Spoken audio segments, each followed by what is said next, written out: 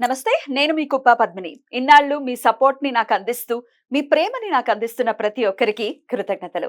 ఇప్పుడు చూడబోతున్న ఈ వీడియో కూడా ఖచ్చితంగా మీకు ఉపయోగపడుతుంది. లైక్, షేర్ అండ్ సబ్స్క్రైబ్ చేసి మీ ఇష్టాన్ని, అలాగే మీ సపోర్ట్‌ని నాకందించండి. అలాగే ఈ వీడియో పట్ల మీ అభిప్రాయాన్ని కామెంట్ సెక్షన్‌లో కామెంట్ చేసి నాకు తెలియచేయండి. నమస్తే. నమస్కారం. రేపటి విశిష్టతని ఒకసారి చూద్దాం. రేపు 5వ తారీఖు ఫిబ్రవరి నెల 2025వ సంవత్సరం బుధవారం. శ్రీ క్రోధినామ సంవత్సరం ఉత్తరాయణం శిశిర ఋతువు శ్రవణాకార్తె. రేపు మాఘమాస శుక్లపక్ష అష్టమి తిథి రాత్రి 12:35 వరకు, తదుపరి నవమి తిథి. భరణి నక్షత్రం రాత్రి 8:33 వరకు, తదుపరి కృతికా నక్షత్రం. శుక్ల యోగం రాత్రి 9:19 వరకు, తదుపరి బ్రహ్మయోగం. భద్ర అంటే విష్టికరణం మధ్యాహ్నం 1:31 వరకు, భవకరణం రాత్రి 12:35 వరకు, తదుపరి బాలవకరణం ఉంటాయి. సూర్యుడు మకర రాశి శ్రవణ నక్షత్రంలో సంచరిస్తున్నాడు. చంద్రుడు మేషరాశిలో రాత్రి 2:16 వరకు, తదుపరి వృషభంలో సంచరిస్తాడు. నక్షత్ర వర్జం ఉదయం 6:55 నుండి 8:26 వరకు. అమృతకాలం సాయంత్రం 4 గంటల నుండి 5:31 వరకు. హైదరాబాద్ ప్రాంతం వారికి రేపు సూర్యోదయం ఉదయం 6:47, సూర్యాస్తమయం సాయంత్రం 6:14. చంద్రోదయం పగలు 11:35, చంద్రాస్తమయం రాత్రి 1:01. అభిజిత్ ముహూర్తం లేదు. దుర్ముహూర్తం మధ్యాహ్నం 12:07 నుండి 12:53 వరకు. రాహుకాలం మధ్యాహ్నం 12:30 నుండి 1:56 వరకు. గుళిక కాలం ఉదయం 11:04 నుండి మధ్యాహ్నం 12:30 వరకు. యమగండం ఉదయం 8:13 నుండి 9:39 వరకు.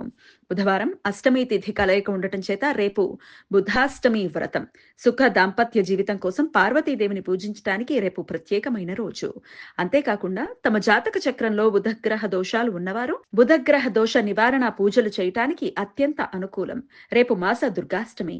దుర్గాదేవి భక్తులు ప్రతి నెల శుక్లపక్ష అష్టమి రోజున ఉపవాసముండి దుర్గాదేవిని భక్తి శ్రద్ధలతో పూజిస్తారు. రేపు భీష్మాష్టమి.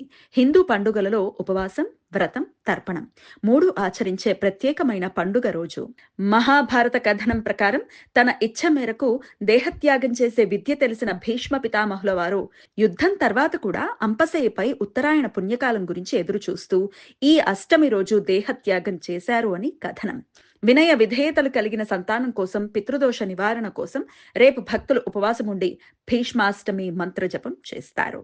అష్టమి తిథి కృతికా నక్షత్ర కలయిక ఉండటం చేత రేపు రాత్రి 8:33 నుండి 12:35 వరకు, మరలా ఎల్లుండి రాత్రి 7:29 నుండి ఎల్లుండి రాత్రి 10:53 మధ్య కాలంలో, అది నవమి తిథి రోహిణి నక్షత్ర కలయిక ఉండటం చేత అత్యంత వినాశ విధ్వంసకరమైన జ్వాలాముఖి యోగం ఏర్పడుతుంది. ఈ సమయంలో చేసే ఎటువంటి పనులైనా ప్రతికూల ఫలితాలను ఇస్తాయి. ఈ సమయంలో జన్మించే శిశువులకు అనారోగ్య లక్షణాలు ఉంటాయి కాబట్టి సరైన శాంతి విధానాలు చేయించుకోవటం అవసరం. రవి సప్త శలాక వేధ రేపు రాత్రి 8:33 నుండి రాత్రి 2:26 మధ్యకాలంలో ఏర్పడుతుంది. ఈ వేధ రవిగ్రహం శ్రవణ నక్షత్రం 4వ పాదంలో సంచరించే సమయంలో, చంద్రగ్రహం కృతికా నక్షత్రం 1వ పాదంలో సంచరించే సమయంలో ఈ వేధ ఏర్పడుతుంది. ఈ వేధ సమయంలో శుభకార్యాలు చేయడానికి అనుకూలం కాదు. ఈ సమాచారాన్ని మనకు అందించిన వారు మేడికొండూరు విశ్వనాథ్ ప్రసాద్ గారు. ఆయనకు కృతజ్ఞతల్ని తెలియజేస్తూ నారాయణ స్మరణతో సమస్త సన్మంగళాని భవంతు. నమస్కారం.